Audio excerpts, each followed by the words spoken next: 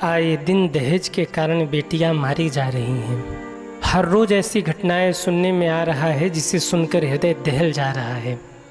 अभी हाल ही में एक घटना घटी नोएडा में।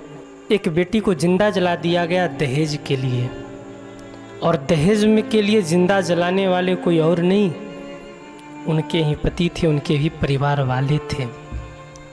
मैं आप सभी से एक निवेदन करना चाहता हूँ, क्या हमारा समाज इतना भिखारी हो गया कि एक दहेज के लिए बेटी को जिंदा जला देगा? आखिर कब तक दहेज के लिए बेटियां जिंदा जलाई जाती रहेंगी? आखिर कब तक दहेज का दानों बेटियों का ग्रास बनाता रहेगा? आखिर कब तक ये प्रथा चलेगी? सुनकर हृदय में बड़ी पीड़ा होती है। दहेज के कारण बेटी को फांसी पर लटका दिया, दहेज के कारण परिवार वालों ने बेटी का गला दबाकर उसे मार दिया, दहेज के कारण जिंदा जला दी गई बेटी। आखिर कब तक चलता रहेगा? क्या हमारा समाज इतना भिखारी हो गया? क्या जो विवाह करके बेटियों को ले जा रहे हैं वो इतने बड़े भिखमंगे हो गए कि अब उनके घर में रोटी खाने को नहीं है? दहेज से पैसा मिलेगा, दहेज से कुछ धन मिलेगा तो ही उनका परिवार चलेगा। क्या वो इतने निर्धन हो गए कि वो दहेज का भीख मांग के ही अपना भरण पोषण करेंगे? अरे एक बेटी का बाप जितना बन सकता है वो करता है ना। फिर दहेज के लिए एक बेटी को मार देना ये कौन सी इंसानियत है?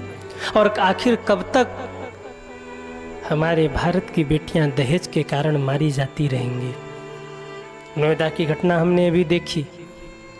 वो बेटी जल रही है, चीख रही है, चिल्ला रही है, बचाओ बचाओ। पूरा शरीर उसका जल गया, समाप्त हो गई वो बेटी। और वो बेटी एक नहीं है, सैकड़ों हजारों बेटियां रोज मारी जा रही हैं दहेज के कारण।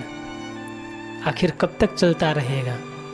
आखिर कब तक बेटियां मारी जाती रहेंगी? ये दहेज रूपी दानों, इसको समाज से दूर भगाना ही होगा। जब तक ये दहेज रूपी दानों समाज से दूर नहीं होगा, जब तक ये दहेज प्रथा बंद नहीं होगी, तब तक कल्याण नहीं हो सकता। आखिर कब तक ऐसी बेटियों की हत्या होती रहेगी? हमारे समाज को जागृत होना पड़ेगा। एक बेटी का पिता जो समर्पित कर दे वो उसका भाव होता है। पर ये कौन सी प्रथा है? 30 लाख दो, 35 लाख दो, विवाह के बाद डिमांड होता है। वो बेटी अपने पिता से कहती, पिता सक्षम नहीं दे पाए नहीं दे पाए, बेटी को मार दिया जाता है।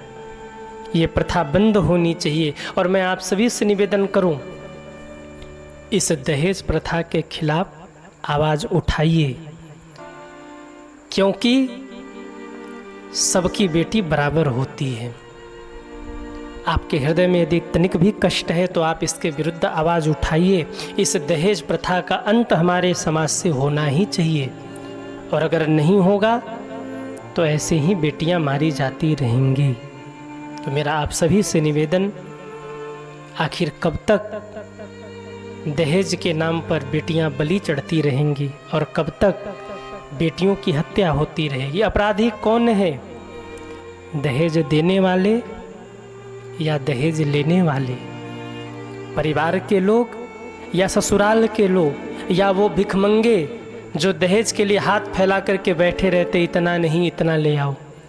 कई तो इतने बेशर्म होते हैं, कहते बेटे को डॉक्टर बनाया है, इतना पैसा लगा है, और अगर इतनी औकात हो तो मेरे दरवाजे पर आना, नहीं तो मत आना। ये कौन सी परंपरा है?